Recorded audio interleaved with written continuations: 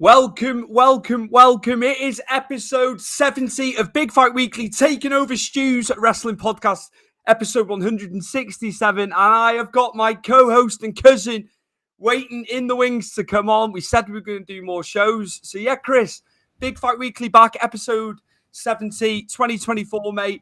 I'm going to go straight into it. Du'S versus Strickland. And I've read mixed stuff online. There's been varying opinions on it, mate. So what was your opinion of the fight? I took it as, I thought Du'S was fantastic. He really made Strickland work. I think Strickland had a hard going of controlling it like he did with Adesanya. You saw in the Adesanya fight, completely controlled the fight. Du'S was just on top of him, pushing him. But what I will say is, as much as Du'S did fantastic in the whole fight, I still think Strickland was in control. Those jabs, it was managing to nail him with those jabs constantly. And, the cut above his eye was, it was Du'S coming in and headbutting him. It wasn't a punch. There was a slow down video of it. When he comes in against the cage, he comes in quite close. And then obviously the head hits above the the eyebrow. And yeah, I still think Strickland controlled the fight. I don't think he lost. I think if you really, really want to push to stats wise, I think Strickland won the fight I'd say 49-48. And there was obviously a split decision, which has caused controversy. Chael Sonnen, my friend and yours when it comes to good old Chael. He's all right after the event. He can speak about it, can't he? And he was going mad about Dana and Joe Rogan about what they thought. He was like, there's no way. He said he had it 5-0 or 4-1. To Du'S? I think so, yeah, from what I read. I was going 3-2 to Strickland, and only just. Strickland didn't run away with it. He wasn't in control. Like I said, if we go back to that Adesanya fight, he was in complete control of the whole fight. Du'S made him work and push the pace. He took a hell of a lot of straight jabs to that nose and to the eyes. You saw the eyes. Yeah. It was a bad one round by his eye and his head. Yeah. But I saw it as a very close fight, but Strickland still controlling. I think he had obviously that odd round when his eyes got split with the headbutt, and as it can do, because it was right above the eye and it was going in the eye, so you are going to be disorientated or a bit of blurred vision. He did probably lose that round, but if I went all in all, I still think Strickland won the fight. We've got comment here as well. Lewis Young up in Scotland there, Chris. Right, hello, Lewis. I know you always watch us when we're on, so yeah, hope you're doing well up there, mate. And maybe your thoughts on it, Lewis. I'm assuming you've seen it. Just controversy, I think, Chris, would be the word here.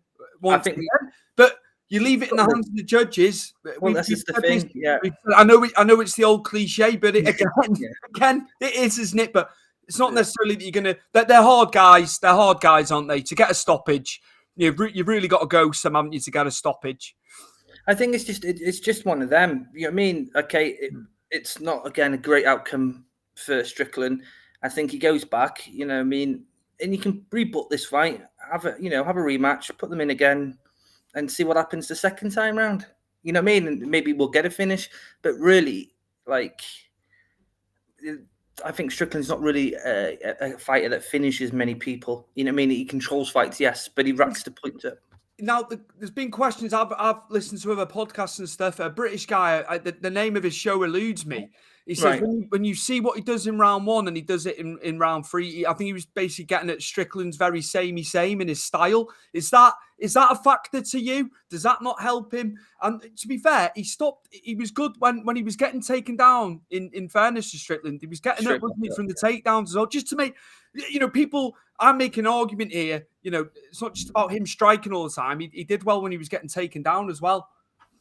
I think he got thrown off by it. I don't think he expect Du'S to take him down. He's a big dude, is Du'S. You could say he quite easily make 205 if he really wanted to. He's big for the 185 division. Yeah, he did pop right back up in, but that just shows you. I mean, Strickland's trained with some really good wrestlers. He does in his own gym. Don't forget, he also trained with Hazmat Shemaev not long ago. There's a lot of back and forths between them since the fight, anyway. But shock horror. But in relation of the fight, because it was close, and I think a lot of people can choose one way or the other. And we've been through a few of these fights when we've been doing this podcast, where it's very close, where you could go either way. I had my head on Strickland winning a fight again, very close. I probably still would have gone with split, but I would have still gone Strickland's way. The other way, the other way with it, like you can put them back together and say, but August sometime or September, throw them in again. Gives Adesanya still enough time to decide what he wants to do, and you can have him come back at the end of the year and have the winner versus him. DDP's not daft, is he? I want Izzy because he knows that's where he's going to make the most money. It's going to pull in the most chunk of change. I know, obviously, I know he's not just governed by money. It's a fight he's going to want as well. But that is where you're going to make the most money, isn't it? Fighting him. That's where your biggest payday is going to come from. But everyone who's a champion, who's been a champion, and in that division, there's only really two big names who've controlled it for the longest. Anderson Silva being one, as you well know. That's, he cemented the 185 division, and the 185 division will always be stuck with Anderson Silva. But Izzy, after it, defended the title almost the same amount. So, yeah, he is the money fight.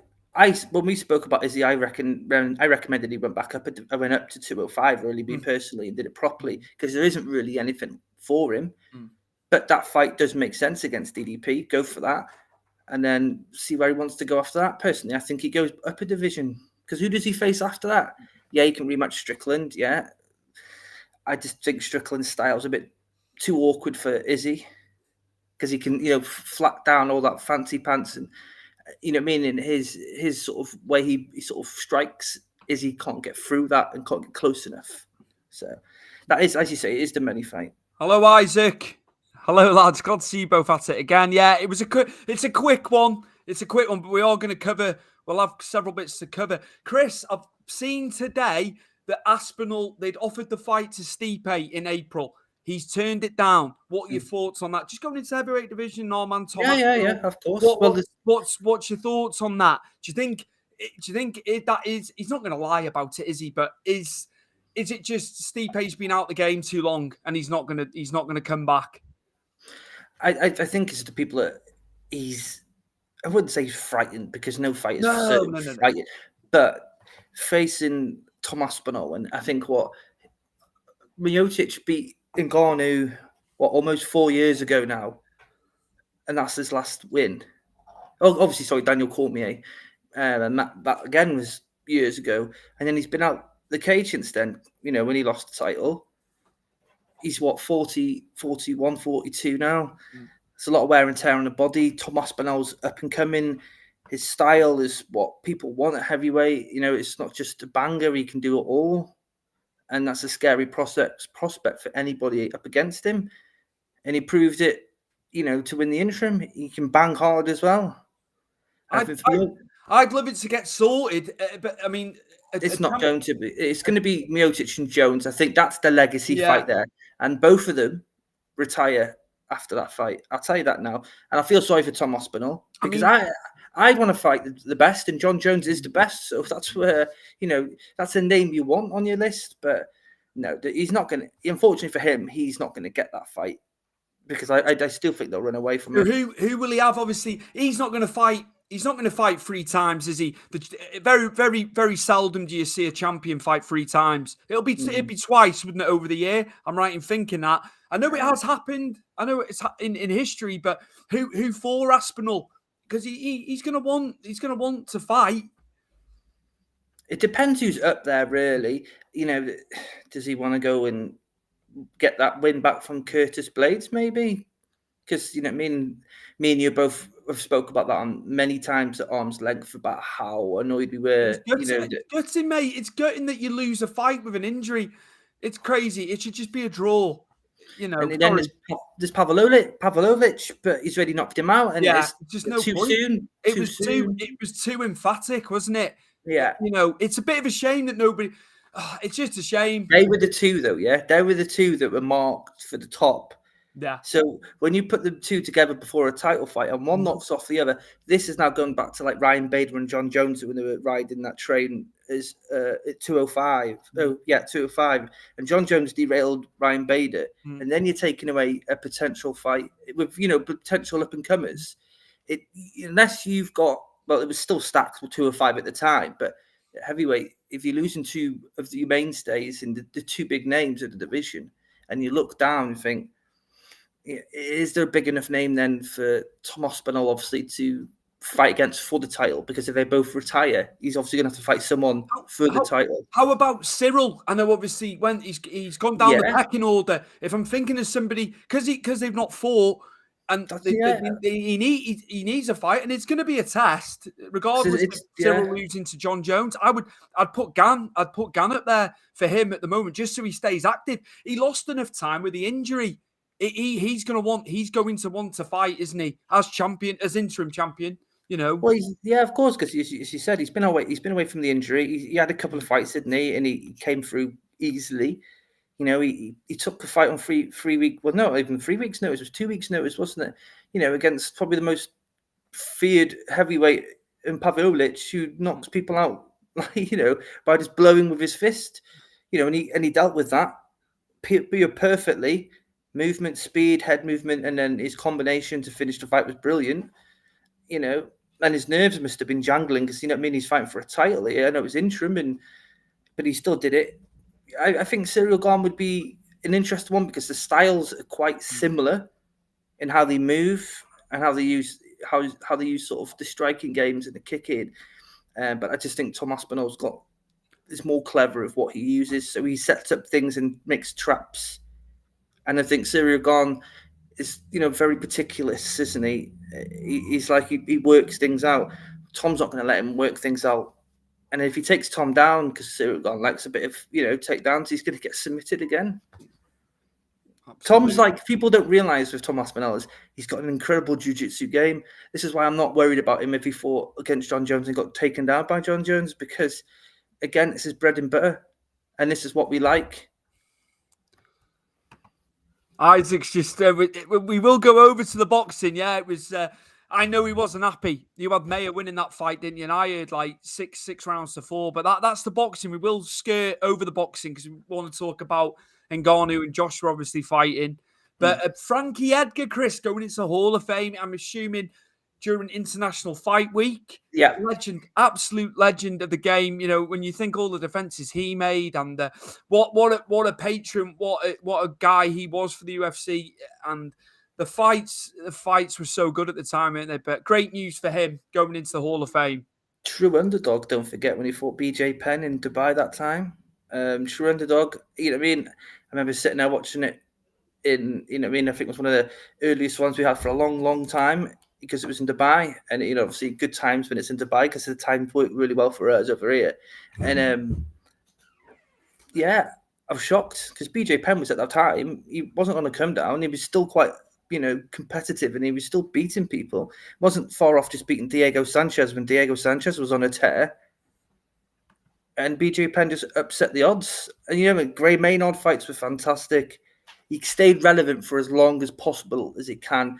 He had 2 fights with Jose Aldo when Jose Aldo was in his prime, but obviously couldn't topple Aldo until obviously the notorious Conor McGregor did that himself. But he's done a lot. He's fought the best, and he's fought a lot of up-and-comers as well. So he's well-deserved Hall of Famer. Absolutely. Who else would you like to see go in? Maybe like a fighter, and then obviously they have like a rivalry, a match wing, don't they, as well, that they'll pick. So I'd like to just see who would you like to go in that's not in there? Who do you think's deserving? Well, there's many that are deserving. Oh, of course. But who, one off the top of your head, do you think they'll potentially go in this year?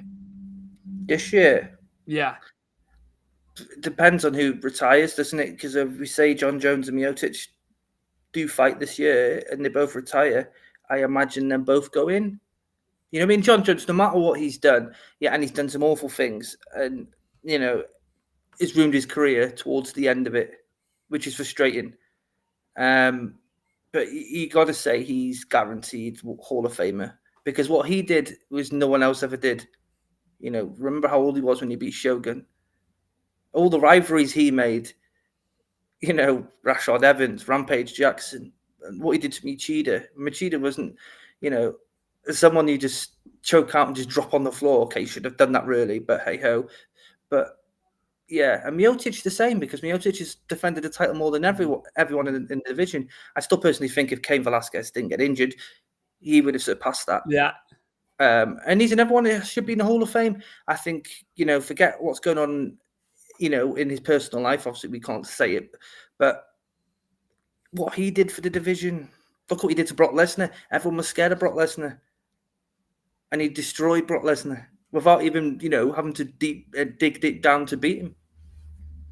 That'd be good. And it'd be interesting to see who goes in. And obviously they'll pick a rivalry, a fight as well to go in there. Well, yeah, but with rivalries at the moment, it's the one that really sticks out. Really, it's not like things get heated, don't they? But I think there's been more heated tension, as you say, over the years, isn't there? There's been some real hatred. Sometimes you're looking at it. This is like pantomime. They're putting this on, whereas you can tell when it's genuine heat, can't you? Between two guys, a lot of the times it does come through the camera, doesn't it? And there has been that. But yeah, I agree with you. It has really been a rivalry where. Yeah. And then you haven't had consecutive fights between them both. You know what I mean? There hasn't been, when you look at Chael Sonnen and Anderson Silva, Conor McGregor, Khabib only had one, but there was so much shite that went into that. You know what I mean? Great Moreno, Frankie Edgar, I mentioned a minute ago. That is a Hall of Fame worthy rivalry. There's so many, you know what I mean? You go back to Tito and Chuck, but I know they're already in there. Well, I don't think Tito's probably been erased now by Dana White, but again, but there hasn't hit that height. It's hard. Maybe you say Dustin Poirier and Conor McGregor, right? Maybe, but it's a difficult one. He was getting in the right. Tiz wasn't he? With Gareth A. Davis. I'd seen a clip. I think it's a few months old, maybe. No, I got told December. Then I got told April. Conor was saying about not getting fights and stuff like that. Well, then he put it to him, well, you're going to get back in the boxing ring. And his ears pricked up then, didn't they? Yeah, but then he's calling out Alexa KSI, and you think, oh, mate. You don't need to. There's no need for you to do it, is there? No, it's not. It's not even for financial gain, because how much money he's already made. He doesn't need to do it, does he? And it's got. There's nothing. It's a nothing fight, that, isn't it? You'd have all the shit beforehand. But yeah, great. But you had all the shit beforehand in the Tommy Fury one, and how fucking boring was when them two, touch gloves. And Conor McGregor's not even the same weight as KSI, and it's like, again, it's no point. I think he is getting pissed around a bit. I think he keeps saying he's fighting, and then Dana might say no. I don't think he's going to main event UFC 300, but you never know with UFC. They could curveball it. But I just don't think at the moment his star power, as much as it is massive, or people want to see him in the main event. I'd rather see a title fight, a big fight. So it's a difficult one. I think we'll see him before the end of the year. I do think we'll see him at the end of the year, but I don't think we'll see him after that. Surely it's not going to be Michael Chandler. I think that's probably the only fight. Or maybe let's switch it up and let's do Paddy versus Conor. Oh my God. I don't think he's dropped down that much yet. But if he was to stay in UFC, I don't think that, and he lost, say, against Chandler, I don't think Paddy's that far away from fighting Conor McGregor. If he was to stay and he lost to Chandler. I did like all the shit with Tony Ferguson beforehand. You little fart. Fucking, He did well, Tony Ferguson, to be fair. Paddy, I mean, when we spoke about it, Paddy just, he blew his load and all that in that first round, trying to get him out there. Mm-hmm. But he alluded that to himself. He said, we went for the finish and he went too hard with it. But, Tony, obviously, we know now he's been released. Mm-hmm.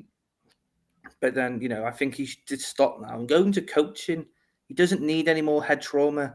But the mentality and people like him and, Jorge Masvidal, Nick Diaz, they're just warriors, aren't they? So they'll go find something else to do.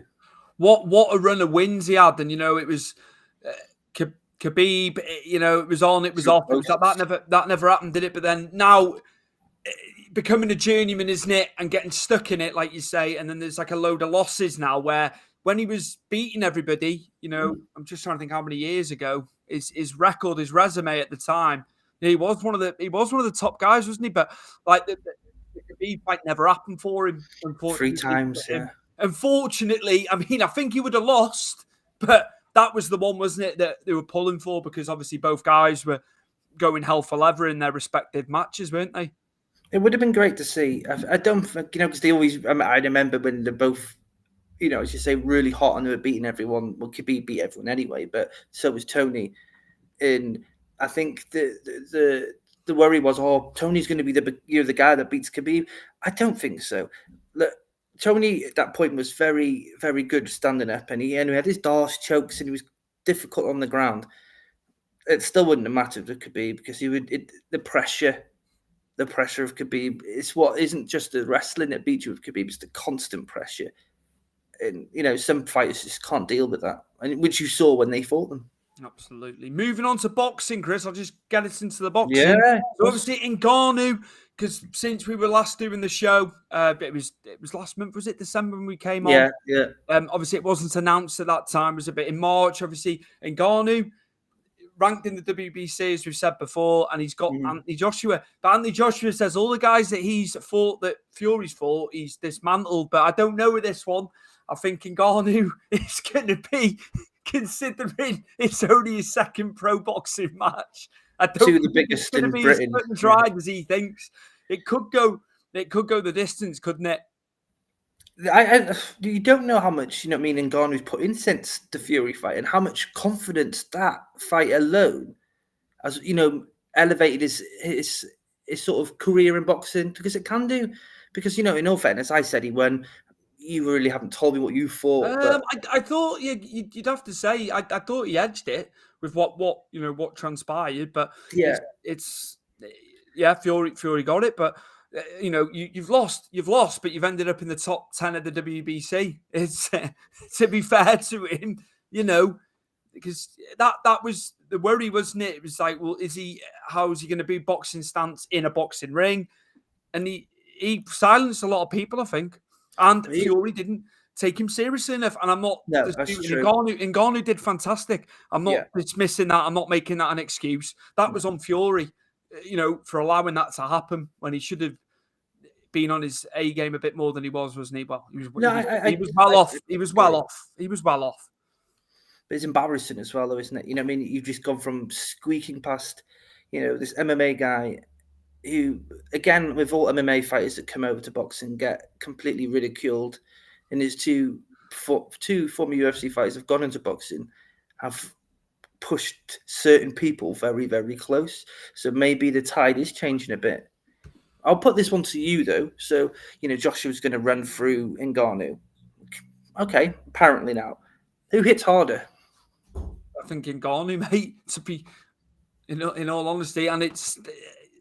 The stats are there to prove it as well, aren't they? And Joshua did put people away, but I think, again, I think that's going to be the worry, isn't it?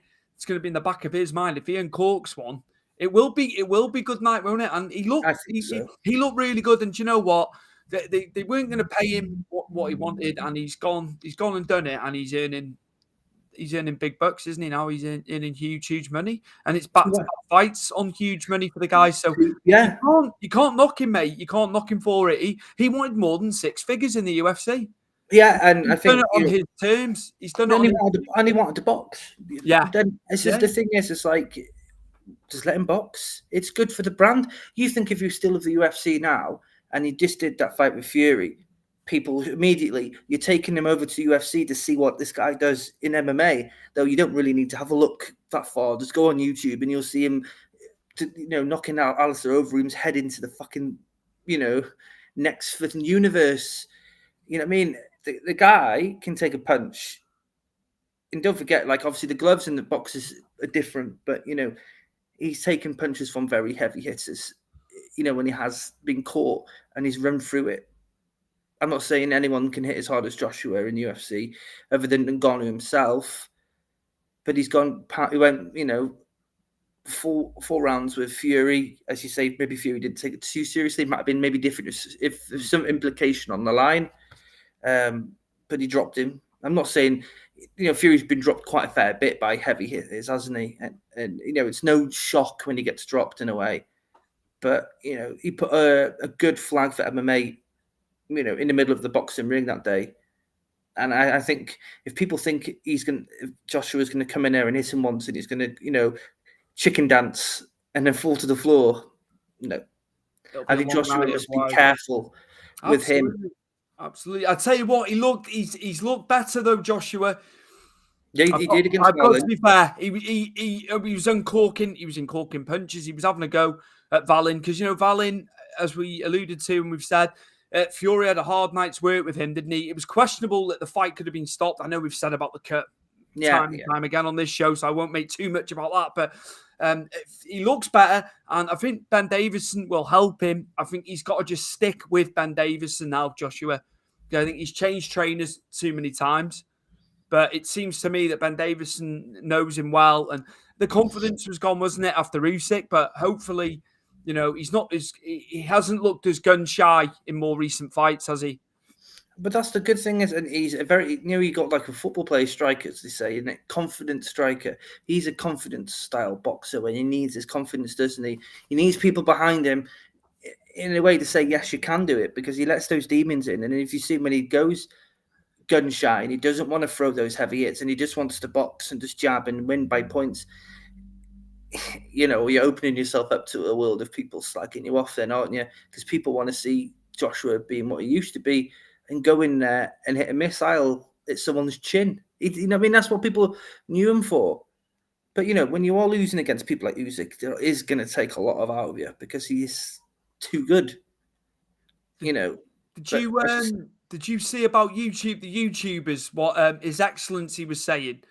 There'll be no fights like that in Saudi Arabia now. Not on his watch.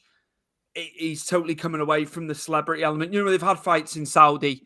They had Fury and Jake Paul, didn't they? I was watching an interview with him, and they know now, don't they? Because they've got all the promoters together for the pro rank fighters. He just said there won't be cards of that nature. So I mean, they're gonna make good money doing it, aren't they? With misfits and stuff like that. That'll carry on, but they won't be getting gargantuan Saudi money. He was adamant about that. But that's good, and it's good for sport, because if they can continue getting these fights that everyone's always wanted together and continue doing it, people are going to switch back on. And I mean heavyweight I'm not saying the lower divisions, because most fights in the lower divisions do come together. People have always loved heavyweights because, obviously we all know what comes with heavyweights, but they've never, in the last how many years now, would you say you've had to wait for these fights to be put together? I'm not saying Joshua and Ngannou, because that's completely different. But I imagine if Fury gets past Usyk, they're going to work really hard on getting Joshua and Fury to fight there as well. They have to get that done. I mean, there'll be enough time now for it to happen. If it's like next autumn, say, if they give them that space just to go, have a break and then go back in, it's working perfectly, isn't it? Because obviously we've got February, March for the 2 fights. Yeah, and then they can. I'm sure that'll be. All being the results go the way that both guys want, of course. Mm-hmm. That would be what would be happening. I'd tell you what I did like as well when they were saying about this 5-on-5 Matchroom versus Queensbury, Hearn versus Warren, and they were saying about doing that. That I thought that was a good idea. Well, you know what, and they both got history of each other, haven't they? So they can build that up, at the same time, and and this should have been done ages ago, Stuart. It's a bit of wrestling, isn't it? Where it's like SmackDown versus Raw, sort of, like that sort of thing. Yeah, but you're putting your best against his best. And I think it's intriguing. PFL have just done that with Bellator, because obviously they bought Bellator, and they've got an event where it's PFL champions versus the Bellator champions. Okay, the names aren't massive, but there's some really good fights there. You're intrigued by it. So things like that, do it. But stop making people wait so fucking long to do it. You know what I mean? Just do it, and you'll get the people paying or whatever they do to watch it, and people will fall in love with it again. This is it. This is it. Yeah, it's interesting. It's very, very interesting. Looking forward to it. Anything to add before we go, Chris? Anything you'd like to bring up? Didn't Isaac want to talk about? Oh, Jonas and Mayer. Yeah. Well done, Chris, for you'll have remembering to that. lead this one, mate. I didn't watch it. Isaac would have had a go at me if I hadn't brought this up after pulling at the comment before. So, yeah, questionable again. I think Mayer was outboxing it earlier on and into the middle rounds. But I think Jonas, whatever the judges had seen, it was a split, wasn't it? But obviously, the one judge that had Mayer winning, it was a longer, she was ahead more rounds on that card than what Jonas was on the two that she'd won on. But I've heard some people saying it was Mayer's 6-4 over the 10. Again, I think Jonas did well, but Mayer did control it. She's naturally the bigger fighter. It's questionable again. It's judging Chris, isn't it? Yeah. If we're going to go back to what happened in the UFC in the main event, so it's similar. But Jonas has done well. But again, a lot of people had Mayer winning it, and I know Isaac wasn't very happy about it. Just put them back in again, then, isn't it? You know what I mean? When things are this close, to be fair, I think that is what's going to happen. The second fight, and then obviously if they need the rubber match as a third, yeah, you'd think so, wouldn't you? Well, unless someone gets knocked out conclusively, and then that sort of ends it really. Until the only way you'd put them back together is if one, say, got on a big run and the other one was champion again, and they sort of met again. But yeah, I don't know. I didn't watch it. You knew more than me, but obviously we know about judges' decisions and them being farcical quite often. Again, just don't leave it in the judges. Just go and knock the person out if you can. Obviously, box, in Jonas' defense, she did box well late on. I think that's what's got her through with those two judges. But It was close. It was a close fight. She was having a go. The shots, they were both getting shots off. It was good. It was a good fight. It was a good fight, to be fair. It's good, and it's good seeing the women headlining. We see it more and more now, don't we? So we should, because there's some really good fighters out there. A good crowd in Liverpool, but again, you see, I think it's I still see empty seats, and I think it's because of pricing, Chris. I do think pricing's gone a bit out of control. Yeah, and that's for everything now. It's not. That's not just sports events. Why not fill these frigging stadiums? Because they're making money from the broadcasters. Mm-hmm. It's the same with WWE, Chris. You're talking 4,000 or 5,000 for ringside at a WWE event now. And who's got that kind of money now? The working man can't do it. He can't take his kids. Again, with the UFC, you've said about the prices going up. Well, it's supposed to be one in Manchester, Stuart. I mean, I'm interested, but the likelihood of getting tickets before the touts take them anyway, you're priced out. Yeah. Again, on top with that as well, because of the touts. So it's expensive anyway. And then the bastards get all the 6 tickets, don't they? Yeah. I'm all about this photo identification thing where they can't be sold on, which they've done with Glastonbury. Why can't they just implement this now? We've got the entirely. Yeah, I totally agree. Do it across the board. But even a nosebleed seat now, Chris, for that. And you'd want to be in the arena. I'm not disputing that, the atmosphere. But again, like we've said, lads are on phones at those UFC events in the open. You're all going to film a little bit here and there, aren't you? But yeah, no, of course you are. You're there to watch the fights, and you get a whole different vibe, don't you, being there in person and watching it on the TV. You're taking away the commentary. You're not sitting there and being. I'm not saying that the commentators. I'm not going to say the names away because we know all the commentators, but people can get lost in what they're saying and agreeing. And really, when you take the commentators out and you listen to it and watching it, without any influence, if anybody talking, I feel like you make your mind up a bit more easier, and you're not easily influenced by, oh my god, you think shit, bloody hell, but nothing's actually happened. You know what I mean? You see things a bit more clearly, but nothing. And as you say, the atmosphere, the British, the Irish, the Scottish, the Welsh are starting to get there, but they always bring a banging card. Then they're very loud. They're very, passionate. Would you do a PFL? Would you go to a PFL? Would that interest you? Or would you just don't want to go to the Premier organisation? I'd go to any. There's good fights everywhere. Every organisation. Cage Warriors, for that matter. You're going to see up and coming people, aren't you? I know. I know you'd enjoy every level of MMA. I think, we look at Cage Warriors. Cage Warriors is like the championship to the Yeah, PFLs and the UFC. It's been very good. It's been very fruitful for guys, hasn't it? As well as a feeder system, and look how long Paddy carried on for longer, didn't he? There as well. There was talk about him going. So you're not knocking Cage Warriors there, are you? At all? No, not at all. They produce some fantastic. It's a hell of a standard, and okay, they have to get to a level, don't they? And UFC, it's the premier place, it's the elite place, but yeah, it's just pricing, mate. It annoys me. The pricing when they don't need to. Why hit the fans? They're making millions and billions out of TV deals, sponsorships. There should be a level where, I get front seats are going to be the most expensive. Yeah, of course. Yeah. But, you're still looking as you go up and up and up. There's still 300-400 quid. And you're like, come on now. We need to hit a level where, you're looking at seats, okay, 100, 90, 80, as you're going up, you should be going down in price, not going, staying relevant to middle floor or, I feel the same. I was lower tier in 2010 at 120 at the O2. Right. I think it was about 100, about 115 a ticket with the fees at the time. But they were good seats, Chris. I was in the lower tier, quite high up, but a great view because you're looking over the top of the cage, if you like, almost. Mm-hmm. But now you're not going to get tickets for that.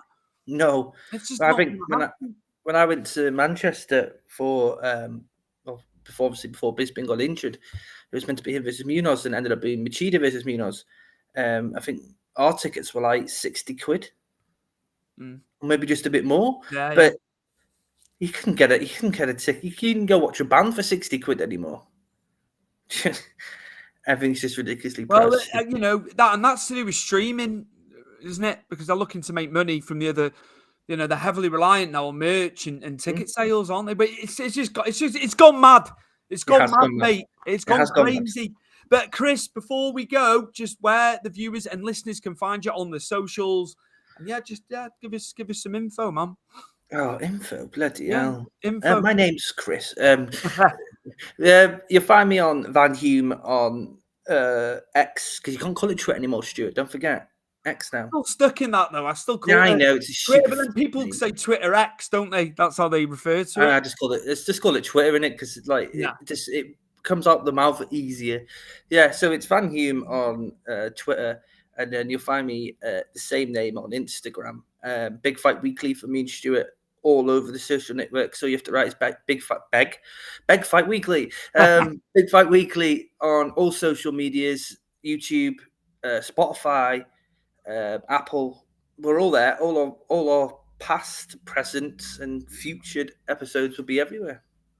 Absolutely. Thank you very much. This has been episode 70 of Big Fight Weekly, episode 167 of Stu'S Wrestling Podcast. Simulcast today.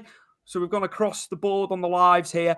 And I did have it down as episode 106.77, so I was nearly up there with Joe Rogan. I think I did see that. I did see it's like fucking I managed to amend it. I thought I'm on a par with Rogan. Then I thought no, Rogan's done about 3,000 episodes now. And counting. Yeah.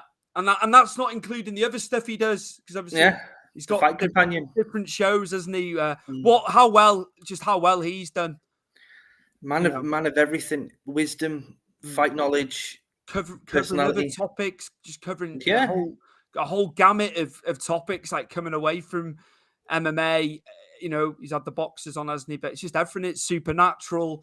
Eddie Bravo's conspiracies. Ash Dykes, who's local to here, that does all the exploring and goes also all these weird and wonderful places. I remember him having him on. But thank you very much, Chris, for coming on, man. And like we said at the end of last year, we said we will do more episodes than we did in 2023, won't we? Because there's a lot going on. There's a lot big going on. Big fights this year. Lots of big fights this year. Absolutely. And we love it. We absolutely love that. So take care, everybody. We will see you soon for episode 71. And it'll probably be during Fury Usyk, which is coming up next month. Yes. To the next one. Take care, everybody.